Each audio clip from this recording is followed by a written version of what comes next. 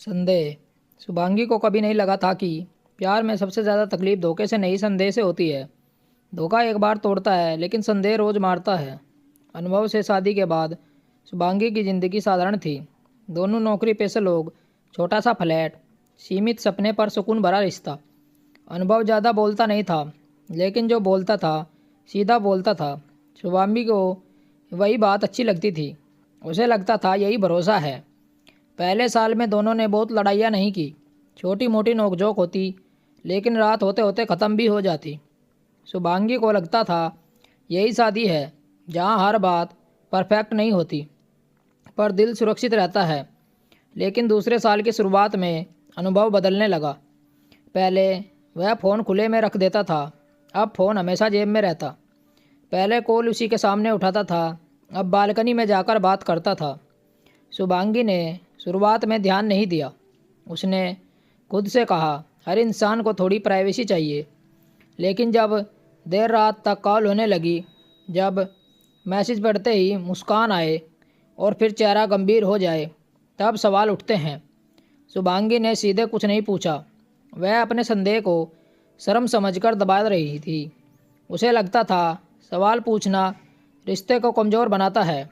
एक रात शुभांगी ने देखा कि अनुभव सोते हुए फ़ोन सीने से लगाए हुए है। शुभांगी को अजीब लगा। पहली बार उसके मन में डर आ रहा था। डर इस बात का नहीं कि अनुभव किसी और से बात कर रहा है। डर इस बात का कि अगर ऐसा हुआ तो वह टूट जाएगी। अगले दिन अनुभव देर से घर आया। शुभांगी ने पूछा, आज बहुत देर हो गई? अनुभव ने कहा, काम था, बस इतना ज़्यादा, कोई ज़्यादा नहीं। वो छोटा सा जवाब शुभांगी के मन में बड़ा हो गया। दिन बीतते गए, संदेह गहराता गया। एक दिन शुभांगी ने ऑफिस से छुट्टी ले ली। अनुभव काम पर चला गया। घर में अजीब सी खामोशी थी। शुभांगी ने फैसला लिया कि वह सच जाने बिना चैन से नहीं बैठेगी। उसने अनुभव का फ़ोन उठाया। पहले डर लगा, फिर उंगलियां अपने आप चलने लगी। पासवर्ड उनकी शादी की तारीख थी। शुभांगी की आंखें भर आई। उसे लगा शायद वह गलत सोच रही थी, लेकिन जैसे ही चैट खुली, उसके हाथ कांपने लगे। लंबी बातें, भावात्मक शब्द, तुम ठीक हो? आज दवाई ली? मुझसे बात किए बिना मत सोना। शुभांगी का सिर चकरा गया। नाम सिर्फ एक अक्षर का था, ना फोटो, ना पूरी पहचान। शुभांगी ने फ़ोन बंद कर दिया। उसे लगा जैसे कि घर की दीवारें सिकुड़ रही हो। शाम हो चुकी थी। शुभांगी ने कुछ नहीं कहा। रात को खाना भी चुपचाप हुआ। अचानक शुभांगी बोली, अगर मैं तुमसे कुछ पूछूं तो सच बोलोगे? अनुभव ने टीवी की ओर देखते हुए कहा, हाँ। शुभांगी ने फ़ोन उसके सामने रख दिया। यह कौन है? अनुभव का चेहरा बदल गया। उसने फ़ोन उठाया, फिर नीचे रख दिया। कुछ सेकंड की खामोशी में शुभांगी की हिम्मत तोड़ दी। अनुभव बोला, तुम ज़्यादा सोचती हो। शुभांगी हंस दी। उस हंसी में दर्द था। मैं ज़्यादा सोचती हूँ या तुम कम बोलते हो? अनुभव चुप रहा। वही चुप्पी शुभांगी के लिए सबसे बड़ा जवाब थी। उस रात शुभांगी ने घर छोड़ दिया। 2 महीने दोनों में कोई बात नहीं हुई। शुभांगी अपने मायके में रहने लगी, लेकिन वहाँ भी सुकून नहीं था। सब कहते यह तो होता रहता है, पर कोई नहीं समझा कि संदेह ने उसे अंदर से खोखला कर दिया था। एक दिन अस्पताल से कॉल आया, अनुभव का एक्सीडेंट हो गया। शुभांगी बिना सोचे अस्पताल पहुंची।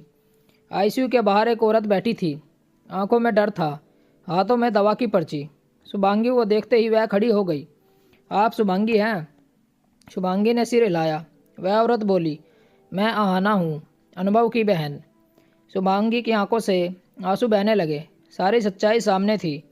अनुभव की बहन कैंसर से लड़ रही थी। वह नहीं चाहता था कि शुभांगी डर जाए, इसलिए उसने सब कुछ छिपाया। पर उसे यह समझ नहीं समझा कि सच छुपाने से संदेह पैदा होता है। अनुभव बच गया, शादी भी बच गई, लेकिन शुभांगी जानती थी रिश्ता पहले जैसा नहीं रहेगा। अब उसमें एक सीख थी, एक समझ थी।